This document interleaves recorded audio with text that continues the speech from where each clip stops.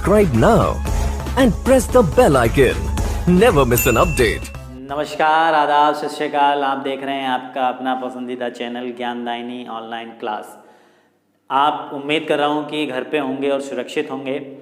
आज का जो टॉपिक है हमारा पजल टेस्ट, पहेली परीक्षण, इसका एक पार्ट आ चुका है। तो जो नए व्यूवर्स हैं पहले उसको जाके देखें। आज इसका सेकंड पार्ट है। लास्ट वीडियो में हमने कुछ इंटरेस्टिंग क्वेश्चंस देखे थे। वो कुछ लोग ये भी कह रहे हैं कि ये क्वेश्चन तो आसान है, पजल में तो बहुत टिपिकल। तो देखो, एक चीज़ होती है कि जब भी हमें छत पे जाना है तो हम किसका यूज़ करते हैं, सीढ़ियों का या लिफ्ट का। तो ऐसा तो है नहीं कि डायरेक्ट हम छत पे पहुंच जाते हैं, स्टेप बाय स्टेप चलेंगे। तो चैनल के साथ बने रहें। वो आसान क्वेश्चन नहीं है, आसान उनके लिए हैं जिन्होंने पहले से पढ़ रखा है, जो पढ़ते रहते हैं, प्रैक्टिस में है जिनके क्वेश्चंस, ठीक है, जिनकी पढ़ाई रेगुलर चलती रहती है, कुछ ना कुछ पढ़ते रहते हैं। नए लोगों के लिए वो क्वेश्चन भी टफ हैं और वो क्वेश्चन आपके उस लेवल के आरआरबी, एनटीपीसी और ग्रुप डी में पूछे जाने वाले हैं, ठीक है। धीरे धीरे हर वीडियो में लेवल बढ़ेगा, क्वेश्चंस अच्छे अच्छे आपको देखने को मिलेंगे। और कुछ क्वेश्चंस मेरे पे ऑलरेडी आज आ गए हैं पजल के, तो उनको भी मैं कराऊंगा, ठीक। तो आइए वीडियो को शुरू करते हैं। आपका समय बहुत कीमती है। क्वेश्चन, आपका जो पजल है वो बोर्ड पे लिखी हुई है, स्क्रीनशॉट लो, पहले खुद से प्रयास करके देखो, ठीक है। नहीं होता तो फिर वीडियो को रिज्यूम करके देखना है। इसमें दिया हुआ है 6 स्त्रियों की मंडली है। कितनी स्त्रियां हैं? 6। उसमें से 4 नर्तकी हैं, 4 गायिकाएं हैं, 1 अभिनेत्री। समय को वेस्ट नहीं करना, सवाल पढ़ते ही सीधे 6 उसने स्त्रियां कही हैं, उन स्त्रियों के नाम देखो क्या क्या हैं। उसमें एक तो नाम है आपका गिरिजा, इस तरीके से लिख लो। एक नाम है आपका गिरिजा, एक है आपका वनाजा, ठीक है। उसके बाद और कौन है जी? गिरिजा, वनाजा, फिर शैलजा, ठीक है। फिर उसके बाद एक तनुजा भी है, ठीक। और उसके बाद जलाजा ऑलरेडी नहीं आई है, एक जलाजा है, शैलजा जा चुकी है, तो एक हो गई आपकी जलाजा, ठीक है। और कोई तनुजा आ चुकी है। उसके बाद एक है पूजा, एक कौन है? पूजा। तो ये हो गई जी पूजा। तो कितने हो गए? 3 3 6। कितनी हो गई हैं ये? 3 3 6 हो गई हैं। अब इनको देखना है हमें कि इसको पजल को हम कैसे बनाएंगे, ठीक है। 6 स्त्रियों की मंडली थी, 6 के 6 नाम आ चुके हैं। अब आगे हम देख रहे हैं क्या कि इसने कहा है 3 वायलिन वादिकाएं हैं। तो जो वो उनके इंस्ट्रूमेंट हैं, जो हैं प्रोफेशन है, उसको यहाँ लिख लेंगे। एक तो वायलिन वादिकाएं भी हैं, ठीक है। उसके बाद जो है कुछ नर्तकी भी हैं, नर्तकी, ठीक। और फिर उसके बाद और कुछ दिया हुआ है, नर्तकी, गायिका भी है। क्या प्रोफेशन दे रखा है? गायिका भी दे रखा है। और क्या दे रखा है? अभिनेत्री दे रखा है। क्या दे रखा है? अभिनेत्री, ठीक है। 6 स्त्रियों की मंडली में नर्तकी, गायिका, अभिनेत्री और वायलिन वादिका। तो ये 4 हमने इस तरीके से लिख लिए हैं, ठीक। पजल जो लास्ट वीडियो में करने का तरीका था सेम वैसे ही रहेगा, ठीक। इस तरीके से इसको हम टेबल के रूप में बना लेंगे। अब फिर वो है क्वेश्चन करना बहुत आसान। इससे रिलेटेड वैसे एक ही क्वेश्चन पूछा गया है, लेकिन जो आपके एग्जाम में आरआरबी, एनटीपीसी की अगर मैं बात करूं तो उसमें एक नहीं, आपके कम से कम 3 क्वेश्चन पूछे जाएंगे। इस तरीके से पहले हम पजल को बना लेंगे। अब यहाँ पे पूछा क्या है उसको देख लेते हैं। इसने कहा है कि गिरिजा और बंजा वायलिन वादिकाएं हैं। तो गिरिजा और बंजा के सामने वायलिन के निशान पे, वायलिन जहाँ है वहाँ पे सही का निशान लगा देंगे। उसके बाद शैलजा और तनुजा जो है नर्तकी हैं। शैलजा और तनुजा जो है वो नर्तकी हैं, तो शैलजा तनुजा के सामने, नर्तकी के सामने सही का निशान लगा देंगे। उसके बाद फिर आगे क्या कहा है उसने? जबकि जलाजा और शैलजा जो है वायलिन बजाना नहीं जानती। जलाजा और शैलजा जो है वो आपका वायलिन बजाना नहीं जानती, तो इस पे हमने क्रॉस का साइन लगा दिया। उसके बाद जलाजा, वनाजा, शैलजा और तनुजा। जलाजा, ठीक है। उसके बाद वनाजा, शैलजा और तनुजा, ये जो चारों हैं ये सभी गायिकाएं हैं। सारी की सारी ये चारों की चारों जो हैं ये गायिकाएं हैं, तो इन पे सही का निशान लगा देंगे। कौन कौन? वनाजा, शैलजा, तनुजा और जलाजा, ठीक है। उसके बाद हम आगे बढ़ते हैं और उनमें से 2 वायलिन वादिकाएं भी हैं। इन चारों में से 2 वायलिन बजाना भी जानती है। तो ध्यान से देखो, इन चारों में कौन कौन? बनाजा, शैलजा, तनुजा और जलाजा में 2 वायलिन बजाना भी जानती हैं, जबकि ये दोनों नहीं जानती। तो बची कौन कौन? एक तो तनुजा बची और एक बनाजा, तो ये दोनों वायलिन बजाना जानती हैं, तो इस पे सही का निशान लगा देंगे। ठीक है जी। उसके बाद आगे बढ़ते हैं हम। यदि पूजा अभिनेत्री है, पूजा जो है वो क्या है? अभिनेत्री। बाकी सब पे क्या हो जाएगा? ये पूरा क्वेश्चन आपका कंप्लीट हो गया, बाकी सब पे ये क्रॉस का साइन लगा दो। ठीक, पजल आपकी कंप्लीट हो गई है।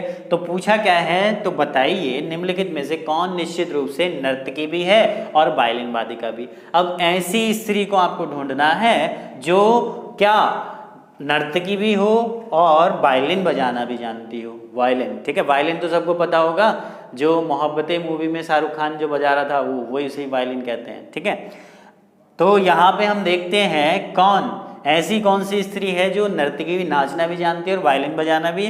तो देखो नर्तकी और वायलिन के सामने दोनों पे सही का निशान किसके आगे लगा हुआ है? ये है दोनों का सही निशान, और ये किसके आगे लगा हुआ है? तनुजा के। तो आपके प्रश्न का उत्तर क्या हो गया? तनुजा। इससे रिलेटेड ये क्वेश्चन एक ही पूछा गया है, 2-3 क्वेश्चन पूछे जाएंगे अगर पजल आती है। एक क्वेश्चन अगर पूछा जा रहा है इस तरीके का और आपके पास अगर समय है तभी अटेम्प्ट करें, नहीं तो इसको बाद के लिए छोड़ दें, क्योंकि 1 नंबर का क्वेश्चन है, ये टाइम लेगा ज़्यादा। ठीक है, ये होती हैं कुछ ट्रिक्स। ये नहीं कि सारे अटेम्प्ट करने वालों का, जो सारे क्वेश्चन अटेम्प्ट कर रहा है उसका सिलेक्शन होता है। कम समय में ज़्यादा क्वेश्चन अटेम्प्ट करना। अगर इससे रिलेटेड 3 क्वेश्चन आते तो इसको तभी अटेम्प्ट करते। अगर एक ही क्वेश्चन दिया हुआ है तो इसको बाद के लिए अगर समय बचता है तो बाद में देखेंगे, नहीं तो छोड़ दो। ठीक है, अब आगे बढ़ते हैं अगले सवाल की ओर। अगला सवाल, अगली पजल देखते हैं, अगली पजल क्या कह रही है। अगली पजल बहुत ही इंटरेस्टिंग है, उसको और देखते हैं। क्वेश्चन सीरीज को आगे बढ़ाते हुए नेक्स्ट पजल बोर्ड पे मैंने आपके लगा दी है। मैं एक साथ साइड से हो जाता हूँ, स्क्रीनशॉट लेके पहले खुद से प्रयास करना। ये यहाँ से लेके यहाँ तक ये पजल है 5 पॉइंट तक, फिर उसके बाद क्वेश्चन दिए हुए हैं। तो पहले आपका काम क्या है, स्क्रीनशॉट आप ले लो जल्दी से, खुद से प्रयास करने की कोशिश करना, नहीं होता फिर वीडियो को रिज्यूम करके आप जो है क्वेश्चन को देखेंगे।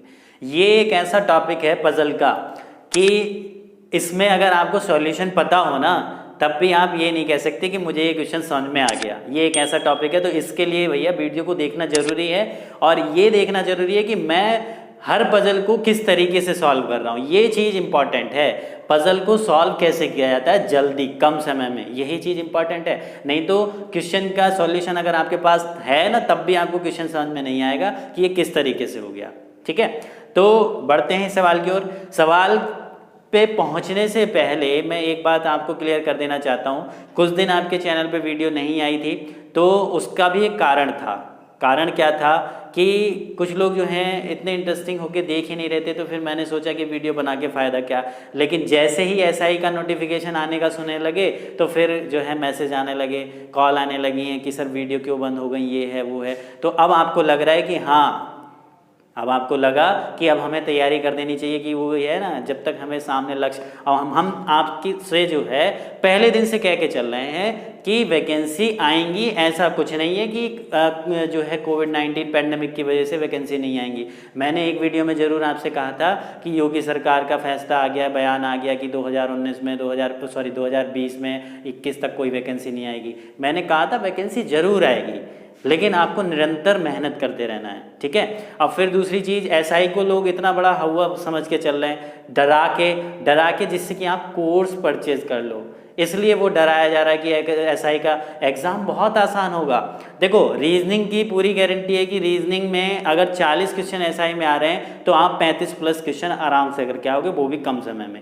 बस आपका साथ चाहिए, वीडियो को पूरा देखा करो। ये नहीं कि 1-1, 2-2 मिनट देखी, अपने काम की चीज़ देख ली, क्योंकि वीडियो में कुछ ऐसी बातें होती हैं जो ज़रूरी हैं।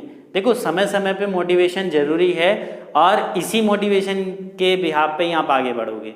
क्योंकि हम भी सोचते हैं कि जब तक हमारे सामने कोई टारगेट नहीं, पढ़ के क्या करेंगे।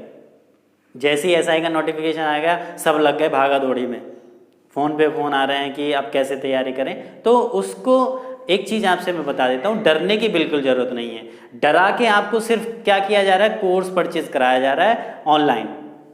मैं आपको यहाँ डराऊंगा नहीं, यहाँ पे आपको बहुत अच्छे से चीज़ें क्लियर करके चलूँगा, और अधिकतर आपकी रीजनिंग जो है, जो सारे टॉपिक हैं उनका बेसिक कंप्लीट होने वाला है, फिर क्वेश्चन सीरीज चलेगी। ठीक है, तो बिल्कुल भी घबराए ना, बहुत आसान पेपर होता है, ऐसा नहीं है कि भारी होता है, ठीक है, डरने की बिल्कुल जरूरत नहीं है। चलो बढ़ते हैं क्वेश्चन की ओर। क्वेश्चन क्या कह रहा है आपके, इस टाइप के क्वेश्चन देख लेते हैं जो आपके डेज वाले होते हैं, जो डेज किस तरीके से एडजस्ट होंगे। तो जब भी इस तरीके का क्वेश्चन आता है कि देखो क्वेश्चन है हमारा 6 खेलों का आयोजन सोमवार से शनिवार तक प्रत्येक दिन होता है, एक आयोजन ई के पहले, जब इस तरीके का पॉइंट आ जाता है ना कि एक आयोजन ई के पहले और इसके बाद में, तो इस टाइप के क्वेश्चन को करने का जो तरीका है वो ये होता है कि सबसे पहले हम दिनों को बीच में रख लो, दिनों को बीच में रखेंगे। ये दिया हुआ है आपका सोमवार से लेके और शनिवार तक, तो ये हो गया सोमवार, मंगल, बुध, बृहस्पति, शुक्र और शनि। इस तरीके से हर क्वेश्चन को करने का हर क्वेश्चन को, हर पजल को करने का तरीका अलग होगा, ये नहीं कि एक तरीके से सारी हो जाएंगे। बस चैनल के साथ बने रहें, वीडियो को पूरा देखें। अब जो उसने हाँ में कह रखी है चीज़ वो इधर रखेंगे और जो ना में कह रखी है वो इधर रखेंगे, ना को देखते हुए हाँ पूरा कर देंगे। ये इस टाइप के क्वेश्चन को करने का तरीका है। दिन बीच में ही क्यों रखे हमने, जो है खेलों को ABCD को बीच में क्यों नहीं रखा, तो इसलिए मैं बता रहा हूँ, वीडियो को पूरा देखा करो। आप करने लग गए होंगे तो आप कुछ लोग जो हैं ABCD को, सबका करने का अपना अलग तरीका होता है, लेकिन कम समय में क्वेश्चन कैसे हो रहा है उसको हमें सीखना है। इस तरीके का क्वेश्चन पहचान दिन बीच में कैसे रखने वाले क्वेश्चन का पता कैसे चलेगा कि ई का आयोजन ई के तुरंत पहले है, सी का आयोजन मंगल, इस तरीके का जब क्वेश्चन होता है ना तो दिनों को बीच में रख लेते हैं। ठीक, अब इसको शुरू कहाँ से करेंगे, इस क्वेश्चन को जहां पे एग्जैक्ट पॉइंट दिया होगा उससे शुरू करते हैं। एग्जैक्ट पॉइंट देखो, इसने कहा है कि ए का आयोजन ई के पहले है, तो इतना तो क्लियर है कि ए होगा फिर उसके बाद ई होगा, लेकिन ये ए ई कहाँ, यहाँ रखूँ यहाँ रखूँ, तो ये क्लियर पॉइंट है क्या? ए का आयोजन ई के पहले तो दे दिया, अगर मैं ई को यहाँ मानता हूँ तो ए यहाँ हो जाएगा, ई को यहाँ मानता हूँ तो ये ए यहाँ पे हो जाएगा। ये एग्जैक्ट पॉइंट नहीं है, तो इस पॉइंट को अभी रहने तो बाद में देखेंगे। अगला पॉइंट है सी का आयोजन मंगलवार को नहीं होता। जो सी का जो आयोजन है वो मंगल को नहीं होता, तो नहीं वाली चीज़ इधर रखो, और जो चीज़ इधर आ जाएगी फिर वो इधर नहीं जाएगी, यानी कि सी का आयोजन मंगल में नहीं है। ठीक, आगे पढ़ते हैं। बी का आयोजन मंगलवार को, तो ये एग्जैक्ट पॉइंट है, इसको रख के चलो कि बी का जो आयोजन है वो मंगल को हो रहा है, तो यहाँ पे मंगल के सामने क्या आ गया आपका, बी आ गया। फिर आगे, और उसके पहले एफ का आयोजन होता है। बी का जो आयोजन है वो मंगल को हो रहा है, उसके तुरंत पहले जो है वो एफ का आयोजन हो रहा है, तो यहाँ पे आपका एफ आ गया। क्लियर हो गया जी? ठीक, उसके बाद डी केवल शुक्रवार को होता है, तो शुक्रवार को कौन सा हो रहा है, शुक्रवार जो खेल, शुक्रवार को कौन सा खेल हो रहा है, डी खेल हो रहा है, तो शुक्रवार के सामने डी आ गया। फिर आगे देख रहे हैं हम, और तुरंत उसी क्रम में आगे बी नहीं है, डी के आगे इसी क्रम में बी नहीं है, तो बी तो ऑलरेडी इससे पीछे है, आगे है ही नहीं, तो ये पॉइंट क्लियर हो गया। आगे हम देख रहे हैं तालिका में ई का आयोजन अंतिम दिन नहीं होता है। ई का आयोजन अंतिम दिन नहीं होता है, इसका मतलब ई जो है वो शनिवार को इसका आयोजन नहीं हो रहा। अब देखो, जब ई का आयोजन शनिवार को नहीं हो रहा, अब एक पॉइंट हमने छोड़ा था, कौन सा वाला, जो सबसे पहला था। इस तरीके से क्वेश्चन हम क्या करते हैं, ये जो पजल के क्वेश्चन है ना, एग्जामिनर बड़ा चालाक है, वो पहला ही पॉइंट ऐसा रखेगा, आदमी उसमें जो पहली बार तैयारी कर रहे हैं वो इस पहले पॉइंट पे उलझ के कि ई को मैं यहाँ मान के करके देखता हूँ, फिर गलत हो जाएगी, फिर दोबारा करके देखेगा। तो इसलिए इन क्वेश्चंस में सबसे पहले एग्जैक्ट पोजीशन को ढूंढना होता है, एग्जैक्ट क्या दिया हुआ है। ठीक, अब इस पॉइंट को, जबकि इस पॉइंट को उसने सबसे पहले लिख के दिया और इसकी जरूरत सबसे बाद में है, जबकि ठीक है, तो इसमें उलझना नहीं है, आपको क्वेश्चन करने का तरीका समझना है। तो ए का आयोजन ई के पहले हो रहा है, अब ए का आयोजन जब ई के पहले हो रहा है तो ए और ई लगातार आएंगे। अब इसमें देखो लगातार जगह खाली कहाँ बची हुई है, लगातार जगह यहाँ पे खाली बची हुई, तो इसका मतलब ये आपका ई हो गया, और ई के तुरंत पहले कौन होना था, ए होना था। कहा है ना उसने, एक आयोजन ई के पहले होता है, तो एक आयोजन ई के पहले होता है। अब ध्यान से देखो, आपके 5 खेल आ चुके हैं, एक खेल बचा कौन सा, सी, तो सी जो है उठ के वो यहाँ आ जाएगा।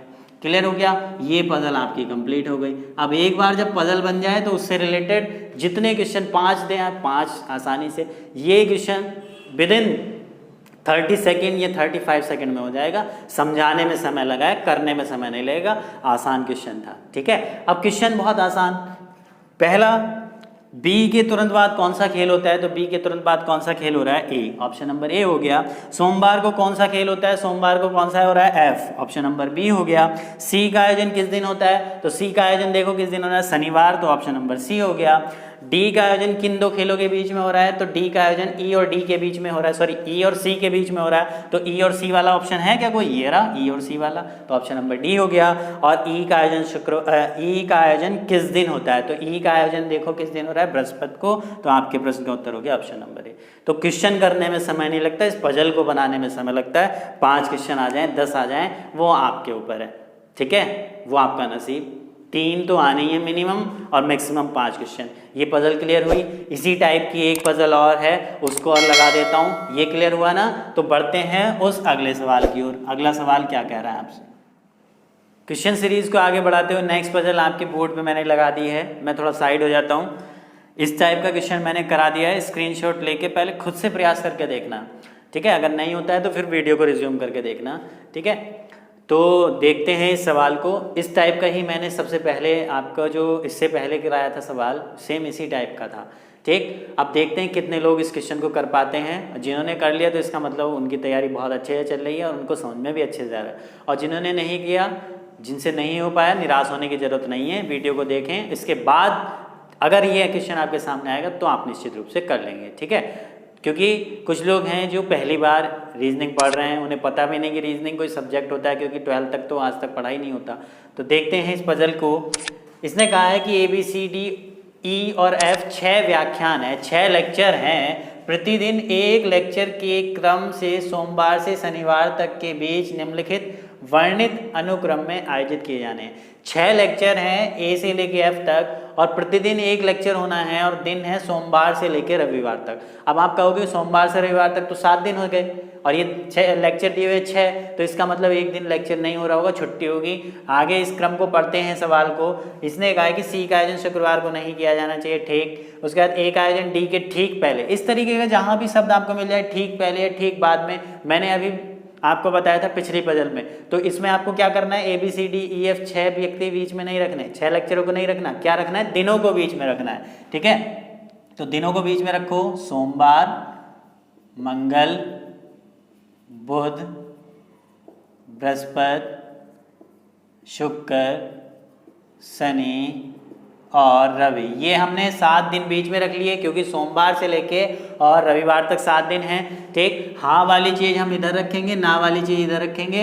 हाँ को देखते हुए, ना को देखते हुए और हाँ को कंप्लीट कर देंगे और आपकी पजल पूरी हो जाएगी। और एक बार अगर आपकी पजल बन गई तो ये 5 क्वेश्चन करना बहुत आसान। पजल सही है तो 5 क्वेश्चन सही है, पजल में थोड़ी गलती तो जाहिर सी बात है 5 क्वेश्चन गलत हो जाएंगे, जाहिर सी बात है। और दूसरी चीज़, अगर 5 भी गलत नहीं हुए तो एक आध 2-3 क्वेश्चन जरूर गलत हो जाएंगे, इत्तेफाक से एक सही हो जाएगा अगर पजल गलत बनी है तो क्वेश्चन को बड़े ध्यान से पढ़ना है। दिनों को मैंने बीच में रख लिया है, ठीक। मैंने क्या बताया था पिछले क्वेश्चन में, जो लास्ट क्वेश्चन था उसमें भी यही बताया था। एग्जैक्ट पोजीशन देखो, एग्जैक्ट कोई बात कही गई है क्या, सी का आयोजन शुक्रवार को नहीं किया जाना चाहिए, तो इसको हमने रख लिया सी का आयोजन शुक्रवार को नहीं करेंगे हम, ठीक। उसके बाद ए का आयोजन डी के ठीक पहले होना है, यानी कि ए का आयोजन डी के ठीक पहले होना है, तो ए पहले होगा और डी क्या होगा आपका बाद में होगा। ये पॉइंट हमने अलग लिख लिया है, ठीक। क्यों, ए और डी का लगातार होना है, ए डी से पहले आना है, तो ए डी से पहले यहाँ भी डी को यहाँ रखेंगे तो ए यहाँ हो जाएगा, डी को यहाँ तो ए यहाँ। पिछले क्वेश्चन में मैंने बताया था, क्या ये एग्जैक्ट पॉइंट है, नहीं तो इसे बाद में देखेंगे, इसको छोड़ दो। अगला पॉइंट है बी और एफ के बीच में 2 दिनों का अंतर होना चाहिए। बी और एफ के बीच में 2 दिनों का अंतर होना चाहिए, तो अब बी को यहाँ रख मान लिया जाए तो ये दोनों दिन जो है यहाँ एफ हो जाएगा। तो एग्जैक्ट नहीं है ना, तो जो एग्जैक्ट नहीं है उसको छोड़ते हुए चले जाओ अभी, ठीक है। पजल करने का तरीका बता रहा हूँ, क्वेश्चन पजल का आपके प्रैक्टिस सेट में बुक में दिया हुआ होगा, लेकिन उसका साथ साथ सॉल्यूशन भी दिया होगा, लेकिन सॉल्यूशन देख के भी आप क्वेश्चन को ये नहीं समझ सकते कैसे किया गया होगा। तो इसलिए इस टॉपिक को बहुत अच्छे से समझना है, वीडियो के अंत तक बने रहना है, क्वेश्चन किस तरीके से कर रहे हैं। और कोई हड़बड़ाहट की ज़रूरत नहीं है कि ऐसा ही की वैकेंसी है, कोई हवा नहीं है, बहुत आसान रीजनिंग आती है। बस एक बार आपको चैनल पे आके सारे टॉपिक की वीडियो को देखना है, आपके लिए भी रीजनिंग बहुत ईजी हो जानी है, ठीक। उसके बाद अगला पॉइंट है, किसी एक दिन की छुट्टी है पर शनिवार ऐसा दिन नहीं है, यानी कि एक दिन इनकी छुट्टी है, शनिवार ऐसा दिन नहीं, यानी कि शनिवार को तो लेक्चर होना है, शनिवार की छुट्टी नहीं है। इनमें से बाकी बचे हुए दिन में किसी की भी दिन की छुट्टी हो सकती है, अभी पता नहीं है वो कौन सा है। और उसके बाद एक कंडीशन और लिख दी इसने, क्या, और उस दिन के ठीक पहले, उस दिन के मतलब छुट्टी के, जिस दिन की छुट्टी है, जिस दिन का हॉलीडे है, उससे ठीक पहले एफ का आयोजन होना है, यानी कि हॉलीडे से तुरंत पहले एफ होना है। अब हॉलीडे इस दिन की मानी जाए, यहाँ मानी जाए, यहाँ मानी जाए, अभी तक ये पूरी पजल क्लियर नहीं है। हमने यहाँ 4 तक पॉइंट पढ़ लिए और कोई भी पॉइंट अभी तक क्लियर नहीं मिल के आया। तो देखो एग्जामिनर ने जो क्लियर वाला पॉइंट है वो सबसे बाद में दिया हुआ है, जिससे आप ये सारे पॉइंट पढ़ो। तो समय का जो है वेस्ट कराना चाह रहा है आपसे एग्जामिनर, और कुछ नहीं कराना चाह रहा कि कैसे इसको उलझाया जाए पजल में। इसलिए तो इसका नाम है पहेली। पहेली में ही तो उलझ के रह जाते हैं। अब लास्ट पॉइंट जो है इसने दिया है, ये बिल्कुल क्लियर दे दिया कि ई का आयोजन बुधवार को होना चाहिए। ये पॉइंट बिल्कुल क्लियर है कि ई का आयोजन जो है वो कब होना चाहिए, बुधवार को होना चाहिए, और उसके पश्चात एफ नहीं होना चाहिए। उसके पश्चात यानी कि ई के पश्चात मतलब तुरंत बाद नहीं, ई के बाद में कहीं पे भी, यानी कि ई के बाद में जो दिन बच गए, बृहस्पति, शुक्र, शनि, रवि, इनमें किसी भी दिन एफ का आयोजन नहीं होना। समझ में आ गई बात। ये जो पॉइंट उसने कहा है ना कि ई का आयोजन बुधवार, इसी पॉइंट से पूरी पजल बन जाएगी बस। ई का आयोजन बुधवार को होना चाहिए, तो ई का आयोजन कब हो रहा है, बुधवार को, और उसके पश्चात यानी कि ई के बाद में कहीं भी एफ नहीं होना चाहिए। पश्चात का मतलब ये नहीं, अगर कोई ये कह देता है ई के तुरंत बाद या ठीक बाद एफ नहीं होना चाहिए, तो फिर हम एफ को यहाँ नहीं रखते, बाकी यहाँ हो सकता था इन तीनों दिन में। लेकिन उसने कह दिया कि ई के पश्चात कहीं पे भी एफ नहीं होना चाहिए, तो ई के बाद के जितने भी दिन हैं उसमें कहीं पे भी एफ नहीं होना चाहिए। तो एफ कहाँ आएगा, वो ई से ऊपर आएगा। अब एफ यहाँ आएगा कि यहाँ आएगा, तो इसको कैसे क्लियर करेंगे। जो चौथा पॉइंट था इसको ध्यान से पढ़ो, एफ से रिलेटेड ये पॉइंट दिया हुआ है ना हमारा चौथा, इसमें एफ आ रहा है कि नहीं, तो इसको पढ़ो कि किसी एक दिन की छुट्टी है, शनिवार ऐसा दिन नहीं है, और उस दिन के ठीक पहले, यानी उस दिन के मतलब छुट्टी के ठीक पहले एफ का आयोजन होना है। तो अब ध्यान से अगर देखो, छुट्टी के ठीक पहले एफ आना है, तो अगर मैं यहाँ एफ को रखूंगा तो क्या ये एफ छुट्टी के ठीक पहले आया क्या, बोलो। यहाँ तो ई रखा हुआ है, ई से पहले एफ है, छुट्टी के तुरंत पहले एफ चाहिए। तो छुट्टी किस दिन की, जो हॉलीडे है वो मंगल की मान लो, ये हो गई जी छुट्टी, और छुट्टी के तुरंत पहले कौन है, एफ है। अब देखो ध्यान से, कहीं एफ जो है ई के पश्चात है क्या, नहीं है, और एफ छुट्टी से तुरंत पहले है क्या, छुट्टी से तुरंत पहले है। तो ये दोनों पॉइंट हमारे क्लियर हो गए, क्लियर हो गए। और जब ये दोनों पॉइंट क्लियर हो गए तो अब हम बढ़ते हैं अगले पॉइंट की ओर। एफ से रिलेटेड पॉइंट ये था कि बी और एफ के बीच में 2 दिनों का अंतर होना चाहिए, तो बी और एफ के बीच में ये 2 दिनों का अंतर हो गया, तो यहाँ पे बी आ गया। उसके बाद हम आगे बढ़ रहे हैं, अगला पॉइंट ये था कि ए और डी लगातार आने, यानी कि एक सी का जो आयोजन, सॉरी ए का आयोजन डी के ठीक पहले करना है। तो ए का आयोजन जब डी के ठीक पहले होना है, तो अगर मैं ए को यहाँ रख दूं और डी को यहाँ रख दूं तो यहाँ पे सी बचा। तो लेकिन जब सी का आयोजन शुक्रवार को होना नहीं है, तो इसका मतलब ए और डी को यहाँ ना रख करके ए को यहाँ रख दो, डी को यहाँ रख दो, तो ए का आयोजन डी के ठीक पहले हो गया, और सी का शुक्रवार में होना नहीं था तो सी यहाँ पे आ गया। ये पूरी की पूरी पजल आपकी बन गई है। ठीक है, समझ में आया, बहुत अच्छे से क्लियर हुआ होगा। नहीं समझ में आया तो वीडियो को दोबारा से रिवाइंड करो, फिर दोबारा से देखो, उम्मीद कर रहा हूँ फिर अच्छे से क्लियर हो जाएगा ये सवाल।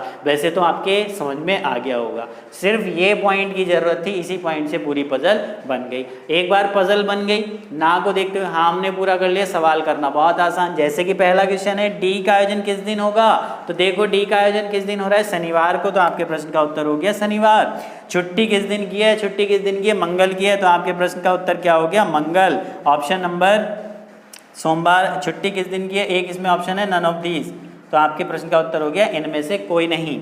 उसके बाद है एफ और डी के बीच कितने व्याख्यान हैं, एफ और डी के बीच कितने व्याख्यान हैं, 1 2 3, क्योंकि एक दिन की तो छुट्टी है, तो कितने हो गए, 3, तो आपके प्रश्न का उत्तर हो गया ऑप्शन नंबर ए 3। श्रृंखला का अंतिम व्याख्यान कौन सा है, तो श्रृंखला का अंतिम व्याख्यान देखो जी कौन सा है, सी है, तो आपके प्रश्न का उत्तर ये हो गया।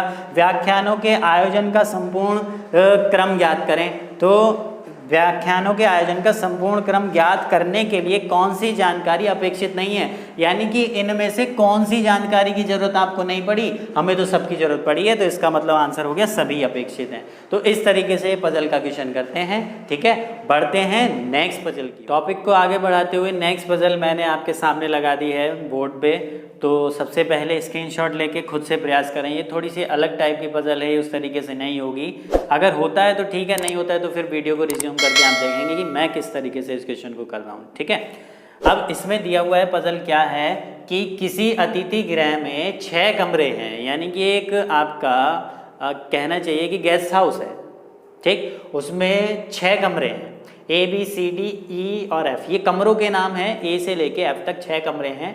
इनमें से A तथा C में प्रत्येक में 2 व्यक्ति रह सकते हैं, यानी कि A और C जो है वो डबल रूम है, डबल बेड है इसमें, और बाकी के जो कमरे हैं इसमें सिंगल बेड है ओनली, यानी कि एक व्यक्ति रह सकता है, लेकिन A और C में डबल बेड है। तो इस तरीके से हम इस पजल को बना लेंगे। सबसे पहले ये कमरे हम बीच में लिख लेंगे, कमरे जो 6 हैं A B C D E और F, ये 6 कमरे हैं, दिखाई दे रहा है नीचे तक, ठीक। उसके बाद कितने व्यक्ति हैं? व्यक्ति हैं आपके 8, P Q R S T U V और X, इन कमरों में ठहराया जाता है। 8 व्यक्ति हैं, Q T X तथा महिलाएं हैं, ठीक है। 8 व्यक्ति हैं, P से लेके P Q R S T U W और X, इन कमरों में इनको ठहराना है, इन 8 व्यक्तियों को, और कंडीशन ये है कि Q T और X जो हैं वो महिलाएं हैं। तो इसको हम अलग इस तरीके से लिख लेंगे, P, महिलाएं कौन कौन है? Q T और X, ये तीनों कौन है? आपकी महिलाएं हैं। तो बचे कौन कौन? P R S U और W, ठीक है, 5 और 3, 5 पुरुष हो गए, ये 5 पुरुष हैं और 3 आपकी महिलाएं हैं, ठीक। इन कमरों में इनको एडजस्ट करना है, जिसमें से उसने कह दिया A और C डबल बेड वाला है, तो यहाँ पे ये डबल बेड इस तरीके से बना लो, यानी कि 2 खाने बना लो A और C के सामने, यानी कि A और C में 2 व्यक्ति ठहरेंगे, बाकी B में, D में, E में और F में केवल एक व्यक्ति ही रहेगा, ठीक है। ये सिंगल रूम है और ये A और C वाले डबल रूम है। इतनी चीज़ उसने कही है। तो इन देखो, इनको अगर ध्यान से देखें तो 1 2 3 4 5 6 7 8 आ गए, 8 ही व्यक्ति हैं, इसमें एडजस्ट करना है इन पॉइंट को पढ़ते हुए, ठीक। इतनी चीज़ क्लियर हो गई। अब यहाँ तक हमने पढ़ लिया था पजल को, आगे पढ़ते हैं। एक ही कमरे में 2 विपरीत लिंगी को नहीं ठहराया जा सकता, यानी कि 2 अपोजिट जेंडर वाले एक ही कमरे में नहीं आएंगे, ठीक है। 2 अपोजिट जेंडर वाले एक ही कमरे में नहीं रखना है, ये भी इसमें एक टास्क है, यानी कि एक लड़का एक लड़की एक रूम में नहीं आ सकते, ठीक। जैसे डबल रूम वाले, एक लड़का एक लड़की कभी दोस्त नहीं हो सकते, वही वाली कहानी है इस पजल में। उसके बाद कोई पुरुष, कोई भी जो पुरुष है वो C या F कमरों में नहीं ठहरना चाहता, यानी कि ये C और F वाला जो कमरा है ये फिर किसके लिए रिजर्व हो गया? महिलाओं के लिए। क्यों? क्योंकि इनमें कोई पुरुष नहीं रहना चाहता। कौन कौन से में? C और F में, ठीक। अब महिलाएं कितनी बची? ये 3 महिलाएं हैं, Q T और X। तो जाहिर सी बात है इस C और F में जब कोई पुरुष नहीं जाएगा तो महिलाएं जाएंगी। अब महिलाएं कौन कौन है? Q T और X। तो इस C वाले कमरे में Q T X में से कोई 2 इसमें आएंगे और एक Q T X में से कोई एक इसमें आएगा। क्लियर हो गया? ये दिखाई दे रहा है नीचे तक, ठीक। उसके बाद आगे हम बढ़ते हैं। अगला पॉइंट क्या है कि P अकेले रहना चाहता है। P जो है वो अकेले रहना चाहता है। कौन अकेले रहना चाहता है? P। तो देखो, P जब अकेले रहना चाहता है तो इस रूम में तो आएगा नहीं P। P जो है वो इस रूम में आएगा नहीं, ठीक। अकेले वाला रूम ये इस रूम में नहीं आ सकता और इस रूम में नहीं आ सकता, ठीक है।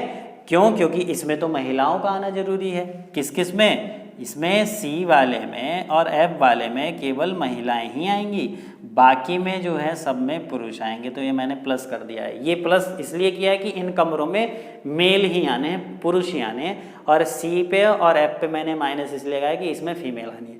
तो अब एक कमरे वाले रूम कौन कौन से थे? ध्यान से देखो। एक कमरे वाला एक तो रूम है आपका B, एक है आपका D और एक है E। तो इन तीनों कमरों में ही जाएगा P, और P के साथ एक कंडीशन कि P अकेले रहना चाहता है किंतु B या D कमरे में नहीं। तो P अकेले रहना चाह रहा है, B और D में रहना नहीं चाह रहा, इसमें P आ नहीं सकता। सिंगल रूम वाले 1 2 3 4 ही तो रूम है। P B और D कमरे में रहना नहीं चाहता, ठीक।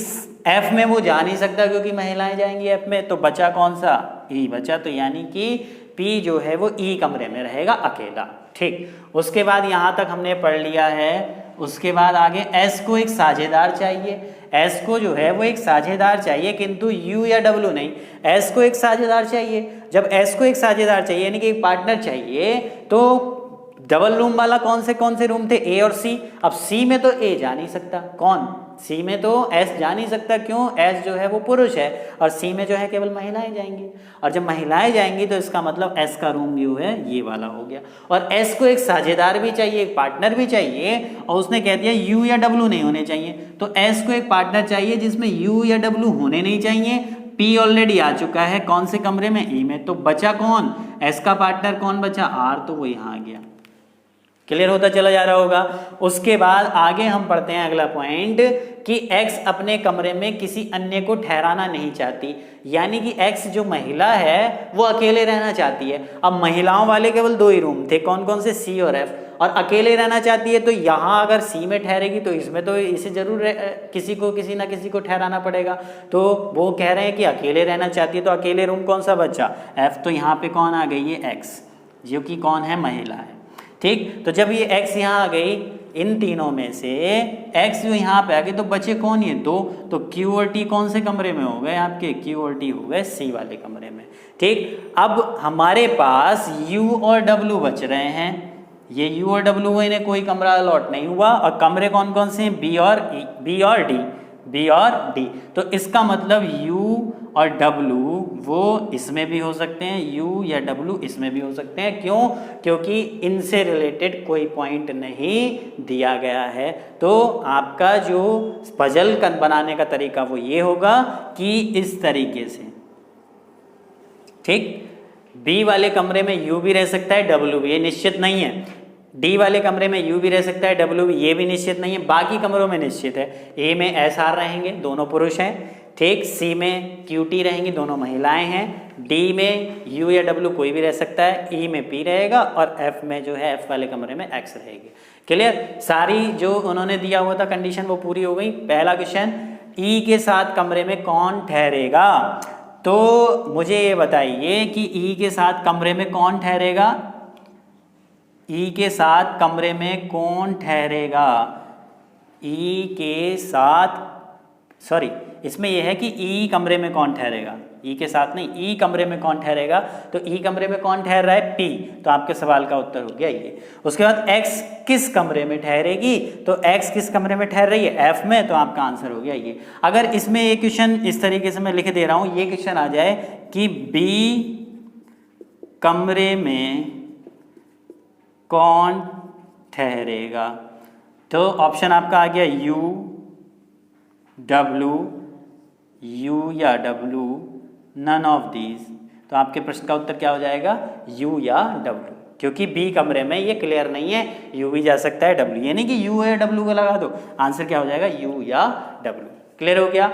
इस तरीके से अभी ये पजल का पार्ट 2 था।